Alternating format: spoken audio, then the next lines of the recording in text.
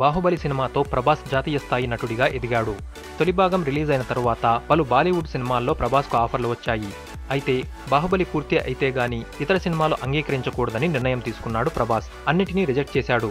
రెండో భాగం రిలీజ్ అయిన తర్వాత ప్రభాస్ రేంజ్ మరింతగా పెరిగిపోయింది. ముఖ్యంగా బాలీవుడ్లో బాహుబలి 2 సృష్టించిన సంచలనంతో అక్కడి నిర్మాతలు కూడా ప్రభాస్ డేట్స్ కోసం ప్రయత్నాలు ప్రారంభించారు. అదే సమయంలో బాహుబలి సినిమాకు బాలీవుడ్ సమర్పకుడిగా వ్యవహరించిన కరణ్ జోహార్ ప్రభాస్తో స్ట్రైట్ బాలీవుడ్ సినిమాలు ప్లాన్ చేస్తున్నాడు. ఒకేసారి 2-3 సినిమాలకు అగ్రిమెంట్ చేసుకునేలా ప్రభాస్తో చర్చలు జరుపుతున్నాడట. గతంలో బాహుబలి 2 సక్సెస్ పార్టీ ఇచ్చాడు కరణ్. కానీ ఆ సమయంలో ప్రభాస్ విదేశాల్లో ఉండటంతో ఆ పార్టీలో పాల్గొనలేదు. అందుకే ఇటీవల ప్రభాస్ కోసం ప్రత్యేకంగా ఓ పార్టీ ఇచ్చాడు కరణ్. ఈ పార్టీలోనే ప్రభాస్తో వరుస సినిమాలు చేసేందుకు చర్చించాడట. ప్రభాస్ కూడా కరణ్ డీల్కు సుముఖంగానే ఉన్నట్టు టాక్ వినిపిస్తుంది.